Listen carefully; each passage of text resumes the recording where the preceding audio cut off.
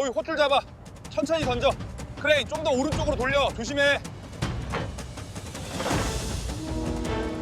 어이, 호출 잡아. 시제품의 에너지 출력이 불안정합니다. 주파수 변조기를 즉시 재보정해야 합니다.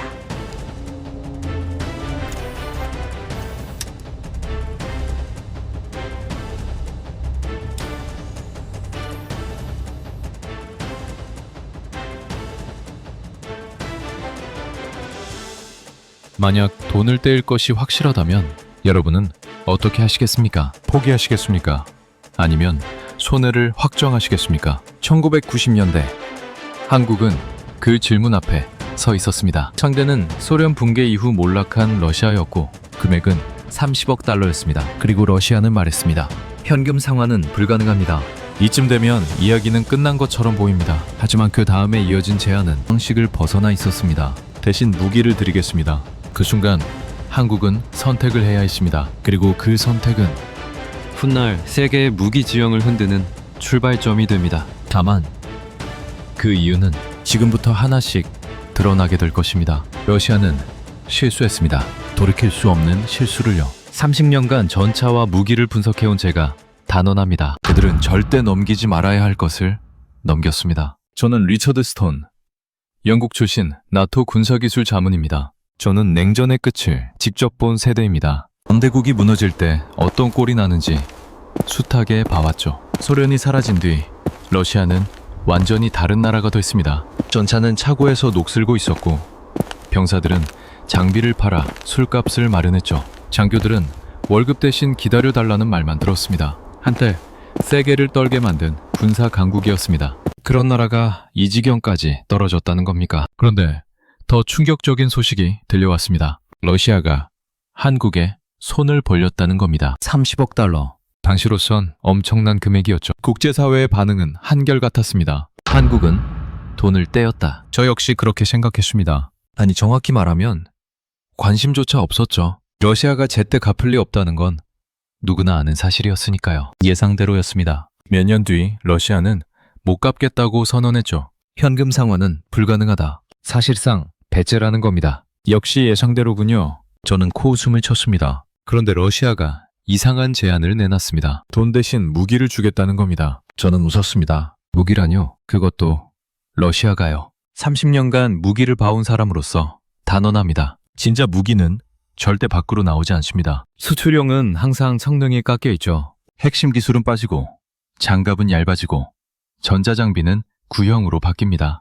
그게 상식이에요. 서방 전문가들도 같은 생각이었습니다. 최면 치료용 껍데기일 거라고요. 그런데 한국의 반응이 이상했습니다. 손해를 인정하지 않았어요. 포기 대신 조건을 따지기 시작했죠. 어떤 무기인가? 어디까지 포함되는가? 수출형인가? 실전형인가? 질문이 너무 구체적이었습니다. 마치 처음부터 이 상황을 기다렸던 것처럼요. 그러던 중 러시아 측 문서 한 줄이 제 눈에 들어왔습니다. 실제 운용 장비 이전. 저는 그 문장을 몇 번이고 다시 읽었습니다. 실제 운용 장비라고요. 그게 무슨 뜻인지 모를 리 없었죠. 설마 러시아가 정말로 그걸 넘기겠다는 겁니까? 그건 상식 밖의 일이었습니다.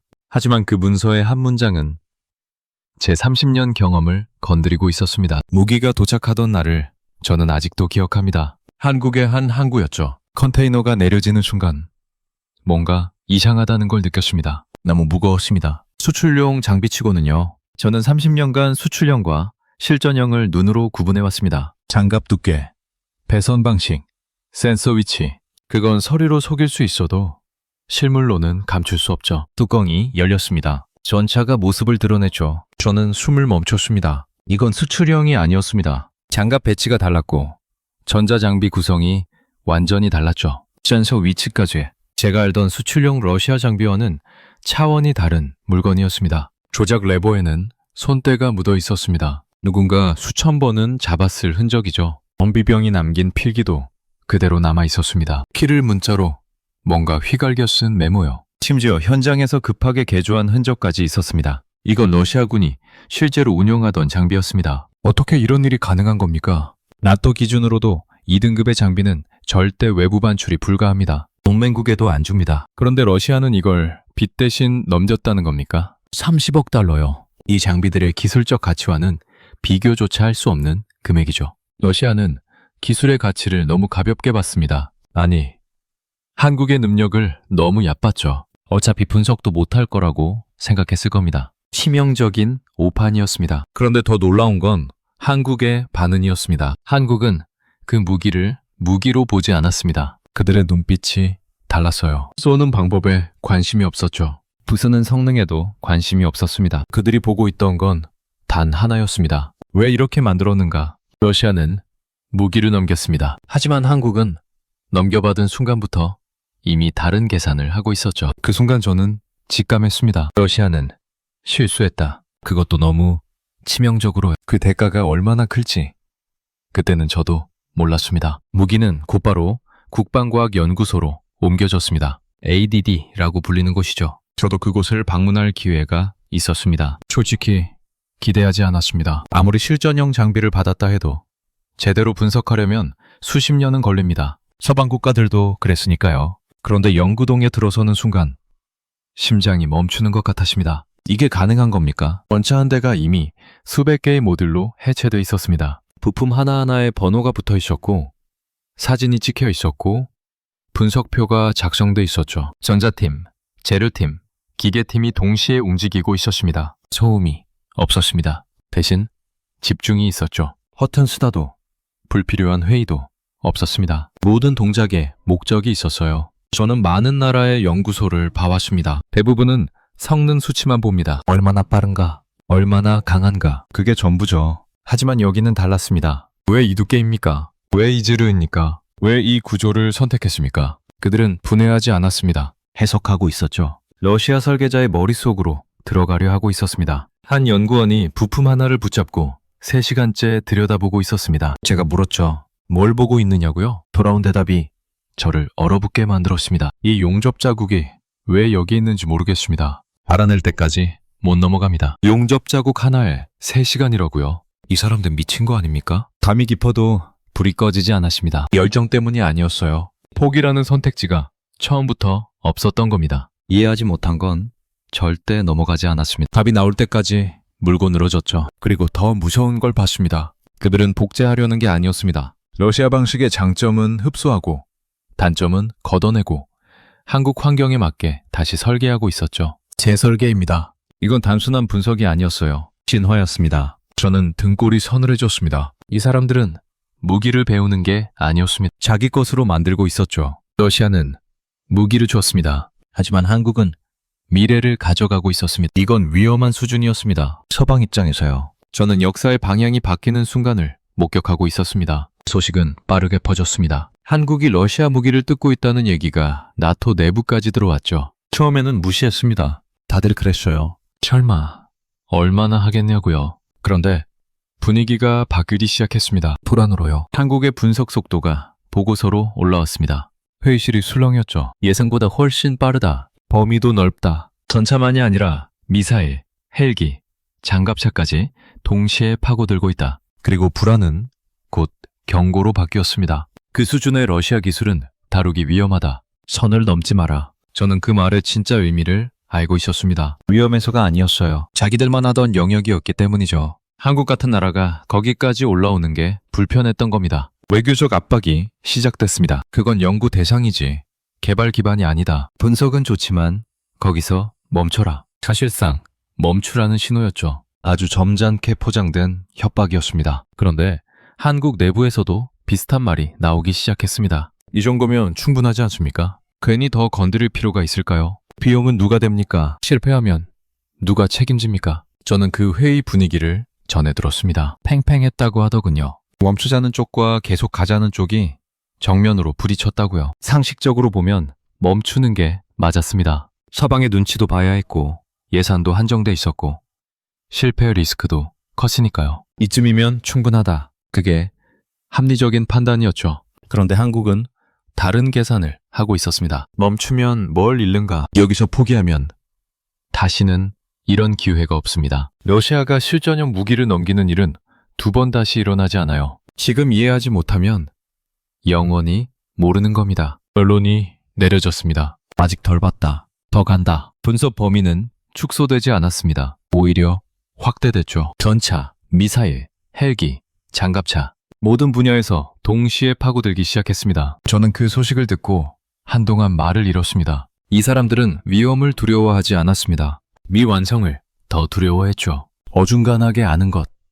그게 그들에겐 가장 큰 손해였던 겁니다. 상식은 언제나 멈추라고 말합니다. 하지만 한국은 멈췄을 때의 손해를 계산하고 있었죠. 이쯤이면 충분하다는 말은 그 나라 사전에 없었습니다. 한국 연구진의 회의를 처음 참관했을 때 저는 충격을 받았습니다. 회의가 끝나지 않았습니다. 3시간이 지나도 4시간이 지나도요. 한 연구원이 질문을 던졌습니다. 왜 러시아는 이 구조를 선택했습니까? 다른 연구원이 답했죠. 하지만 질문자는 고개를 저었습니다. 납득이 안 됩니다. 다시 설명해 주십시오. 같은 질문이 12번 반복되었습니다.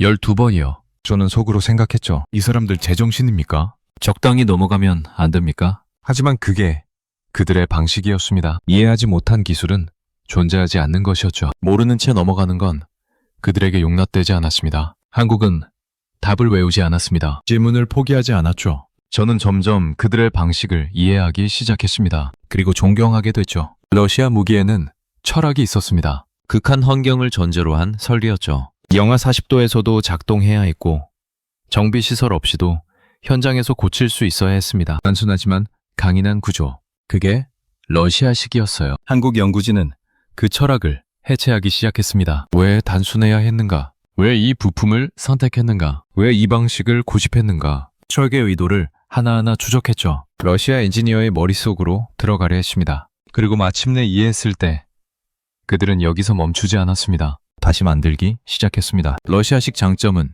그대로 가져갔습니다. 하지만 단점은 걷어냈죠. 그리고 한국의 기술력을 덧입혔습니다. 전자화, 자동화, 모듈화. 러시아 무기는 아날로그의 정점이었습니다. 한국은 거기에 디지털의 정밀함을 결합했죠. 저는 그 과정을 지켜보며 소름이 돋았습니다. 이건 모방이 아니었습니다. 진화였죠. 원본을 넘어서는 작업이었습니다. 집요함은 성격이 아니었습니다. 전략이었죠. 끝까지 파고들면 결국 자기 것이 된다는 걸 알고 있었던 겁니다. 그렇게 러시아 무기는 한국형 개념 무기로 다시 태어나고 있었습니다. 이제 그건 러시아 것이 아니었어요. 완전히 새로운 무기였죠. 저는 그 순간 깨달았습니다. 기술은 국적을 바꿀 수 있다는 걸요. 받아서 쓰는 나라는 영원히 따라가기만 합니다. 하지만 이해하고 다시 만드는 나라는 앞서 나가죠. 한국은 후자였습니다. 그것도 무섭도록 철저하게. 첫 시험날이 왔습니다. 모든 게 증명되는 순간이었죠. 저도 그 자리에 있었습니다. 긴장감이 손에 잡힐 것 같았어요. 연구원들의 얼굴은 창백했고 누구도 말이 없었습니다. 전차 제어 시스템, 미사일 유도 장치, 헬기 항전 장비, 수년간 파고든 결과물들이 한꺼번에 시험대에 올랐죠. 카운트다운이 시작됐습니다. 모두가 숨을 멈췄죠. 그리고 터졌습니다. 오류가요. 전차 제어 시스템에서 이상 신호가 발생했습니다. 거의 동시에 미사일 유도 장치도 오작동을 일으켰죠. 헬기 항전 장비는 아예 먹통이 됐습니다. 시험장이 얼어붙었습니다. 아무도 움직이지 못했죠. 끝났다. 저는 그렇게 생각했습니다. 비난은 즉각적이었습니다. 기다렸다는 듯이 쏟아졌죠. 역시 무리였다. 괜히 건드렸다. 처음부터 될 리가 없었다. 정치권에서 압박이 들어왔습니다. 예산을 깎겠다는 얘기가 나왔죠. 외교적으로도 부담이 커졌습니다. 그것 보라는 듯이 서방에서 연락이 왔어요. 이제 멈춰도 아무도 뭐라 안 한다고요. 포기하기에 완벽한 타이밍이었습니다. 손절하기에 최적의 조건이었죠. 대부분의 국가는 여기서 멈춥니다. 손실을 확정하고 물러나죠. 그게 합리적인 판단이니까요. 그런데 한국의 반응이 이상했습니다. 멈추지 않았습니다. 축소도 없었고 지연도 없었죠. 대신 그들은 실패를 해부하기 시작했습니다. 뭐가 잘못됐습니까? 왜 이 지점에서 오류가 발생했습니까? 어떤 변수를 놓쳤습니까? 의문이 쏟아졌습니다. 회의는 밤새 이어졌죠. 아무도 자리를 뜨지 않았습니다. 저는 그 모습을 보며 깨달았습니다. 이 사람들에게 실패는 끝이 아니었어요. 데이터였습니다. 그들은 실패를 숨기지 않았습니다. 모든 오류를 기록했고 분석했고 원인을 추적했죠. 그리고 다시 설계에 반영했습니다. 재검증이 시작됐습니다. 재설계가 뒤따랐죠. 저는 한 연구원에게 물었습니다. 두렵지 않습니까? 또 실패하면 이번엔 정말 끝입니다. 돌아온 대답이 저를 멈추게 했습니다. 실패가 두려우면 처음부터 시작하지 않았습니다. 우리가 두려운 건 모르는 채 넘어가는 겁니다. 그 순간 저는 확신했습니다. 이 사람들은 멈추지 않습니다. 손해를 감수하지 않으면 지름길은 없다는 걸 알고 있었던 거죠. 실패를 실패로 처리하지 않는 나라, 그게 한국이었습니다. 제 시험날이 다가왔습니다. 이번이 마지막이라는 걸 모두가 알고 있었죠. 실패하면 끝입니다. 예산도, 정치적 지지도, 모든 게 사라지죠. 수년간의 노력이 물거품이 되는 겁니다. 시험장에는 묘한 긴장감이 흘렀습니다. 지난번과는 분위기가 달랐어요. 연구원들의 표정에서 두려움은 사라져 있었습니다. 대신 뭔가 다른 게 있었죠. 확신은 아니었습니다. 각오에 가까웠어요. 카운트다운이 시작됐습니다. 저는 숨을 참았습니다. 심장이 귀까지 뛰는 게 믿겨졌죠. 그리고 결과가 나왔습니다. 성공이었습니다. 전차 제어 시스템이 완벽하게 작동했습니다. 미사일 유도 장치도 오차 범위 내로 들어왔죠. 헬기 한전 장비는 모든 테스트를 통과했습니다. 시험장에 환호가 터져 나왔습니다. 하지만 저는 웃을 수가 없었어요. 너무 놀라서요. 이게 가능한 겁니까? 이 짧은 시간에요. 저는 30년간 무기 개발을 봐왔습니다. 실패에서 성공까지 보통 얼마나 걸리는지 알고 있죠. 그런데 한국은 그 시간을 반으로 줄였습니다. 아니, 그 이상이었어요. 그리고 얼마 후 결과물이 세상의 모습을 드러내기 시작했습니다. 첫 번째는 K2 흑표였습니다. 저는 그 전차를 처음 봤을 때 눈을 의심했습니다. 러시아 전차의 흔적이 분명히 있었어요. 하부 구조의 철학, 기동 안정성에 대한 접근 방식, 실전 운용을 전제로 한 설계 사상, 그건 분명 러시아에서 온 것이었죠. 하지만 동시에 완전히 달랐습니다. 자동화된 사격 통제 시스템, 전자화된 전전인식 능력, 정밀한 기동 제어, 러시아 전차에는 없는 것들이었어요. 한국이 덧입힌 기술이었죠. 저는 시험 주행을 지켜봤습니다. 그리고 할 말은 이렇죠. 이건 러시아 전차가 아니었습니다. 러시아보다 러시아를 더 이해한 전차였어요. 원본을 넘어선 작품이었죠. 두 번째는 형궁과 천궁이었습니다. 대전차 미사일과 방공 시스템이죠. 러시아 미사일의 장점은 단순함이었습니다. 복잡하지 않은 유도 방식, 하지만 확실한 명중률, 전자전 환경에서도 버티는 강인함. 그게 러시아식이었죠. 한국은 거기서 출발했지만 완전히 다른 방향으로 갔습니다. 정확도를 끌어올렸습니다. 네트워크 연동 기능을 추가했죠. 실전 배치 효율을 극대화했습니다. 러시아 미사일의 뼈대 위에 한국의 정밀함을 올린 거예요. 결과는 놀라웠습니다. 복잡하지 않은데 피할 수 없는 미사일이 탄생했죠. 저는 그 시험 영상을 보며 소름이 돋았습니다. 이건 그냥 좋은 미사일이 아니었어요. 개념 자체가 달랐습니다. 세 번째는 수리온이었습니다. 헬기죠. 러시아 헬기는 매구성의 상징이었습니다. 영하 40도에서도 날았고 모래바람 속에서도 버텼죠. 극한 환경을 견디도록 설계된 기계였어요. 한국은 그 철학을 흡수했습니다. 하지만 거기서 멈추지 않았죠. 정비성을 혁신적으로 개선했습니다. 다목적 운용이 가능하도록 재설계했죠. 장기 운영에 최적화된 시스템을 구축했습니다. 결과물은 현장에서 살아남는 기계였습니다. 그리고 동시에 경제적으로 운용 가능한 기계였죠. 저는 수리온의 설계 문서를 들여다봤습니다. 러시아의 흔적이 곳곳에 남아 있었어요. 하지만 그건 이미 러시아 헬기가 아니었습니다. 완전히 새로운 한국형 헬기였죠. 세상의 반응이 바뀌기 시작했습니다. 처음에는 무시했습니다. 그 다음에는 의심했죠. 그런데 이제는 달랐습니다. 질문이 들어오기 시작했습니다. 어떻게 했느냐고요? 분석 요청이 쏟아졌죠. 도입을 검토하겠다는 나라도 나타났습니다. 저는 나토 내부 회의에서 한국 무기에 대한 보고를 들었습니다. 분위기가 완전히 달라져 있었어요. 더 이상 무시할 수준이 아닙니다. 그들은 진짜입니다. 저는 그 말을 듣고 쓴 웃음이 나왔습니다. 몇 년 전만 해도 비웃던 사람들이었거든요. 그런데 이제는 인정할 수밖에 없는 상황이 된 거죠. 숫자가 모든 걸 증명하고 있었습니다. K2 흡표의 명중률은 러시아 전차를 넘어섰습니다. 항공과 천공의 반응 속도는 서방 미사일과 대등했죠. 수리온의 운영 효율성은 세계 최고 수준이었습니다. 이건 우연이 아니었습니다. 아무도 그렇게 말하지 않았어요.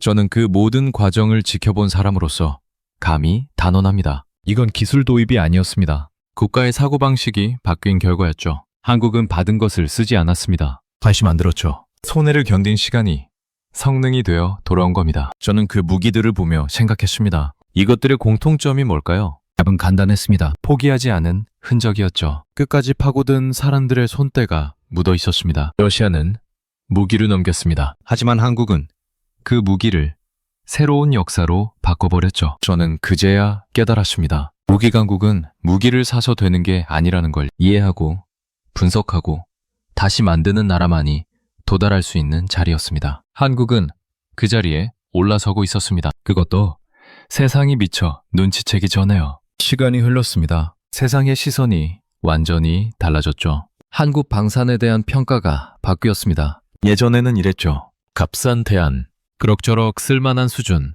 미국이나 유럽 무기 살 돈 없으면 고려해볼 선택지. 그런데 이제는 아무도 그렇게 말하지 않았습니다. 검증된 설계자, 신뢰할 수 있는 파트너, 기술력을 갖춘 강국. 저는 그 변화를 직접 목격했습니다. 국제 방산 전시회에서 한국 부스 앞에 줄이 섰어요. 예전에는 한산했던 자리였죠. 그런데 이제는 발 디딜 틈이 없었습니다. 각국의 군 관계자들이 질문을 쏟아냈습니다. 어떻게 이렇게 빨랐습니까? 비결이 뭡니까? 어디서 이런 기술을 배웠습니까? 저는 그 질문들을 들으며 속으로 웃었습니다. 그들은 아직도 모르고 있었거든요. 한국이 어디서 출발했는지를요. 답은 단순했습니다. 베낀 적 없습니다. 포기한 적 없습니다. 이해 못한 채 넘어간 적 없습니다. 그게 전부였어요. 하지만 그게 전부이기 때문에 무서운 거였죠. 저는 수많은 나라를 봐왔습니다. 무기를 도입하는 나라는 많았어요. 하지만 대부분은 거기서 멈추죠. 사서 쓰고 바르면 또 사고 그게 끝입니다.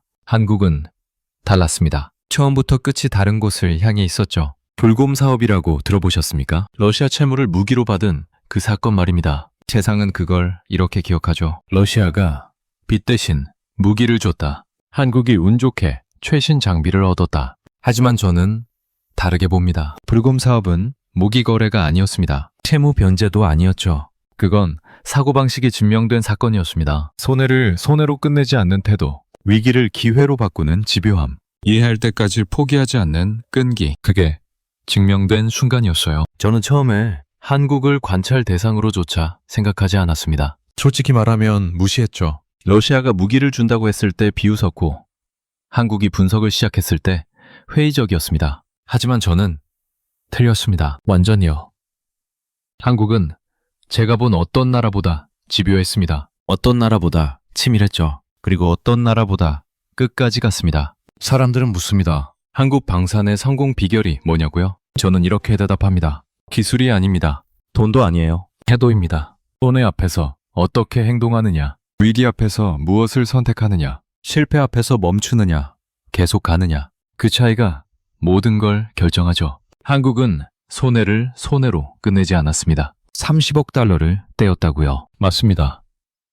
하지만 그들은 그 상황에서 무엇을 뽑아낼 수 있는지를 계산했죠. 그리고 실행했습니다. 무기를 받았을 때 그냥 쓸 수도 있었습니다. 대부분의 나라가 그러니까요. 하지만 한국은 뜯었습니다. 분해하고 분석하고 이해하고 다시 만들었죠. 서방이 경고했을 때 멈출 수도 있었습니다. 합리적인 판단이었으니까요. 하지만 한국은 계속 갔습니다. 아직 덜 봤다면서요. 시험이 실패했을 때 포기할 수도 있었습니다. 충분한 명분이 있었으니까요. 하지만 한국은 실패를 해부했습니다. 데이터로 만들고 다시 설계에 반영했죠. 그 모든 순간에 한국은 쉬운 길을 선택하지 않았습니다. 어려운 길을 선택했죠. 그리고 끝까지 걸었습니다. 저는 그 과정을 지켜보면서 깨달았습니다. 무기 강국은 공장에서 나오지 않는다는 걸요. 연구실에서만 나오는 것도 아닙니다. 태도에서 나오는 거예요. 포기하지 않는 태도, 이해할 때까지 파고드는 태도, 손해를 기회로 바꾸는 태도. 그게 쌓이고 쌓이면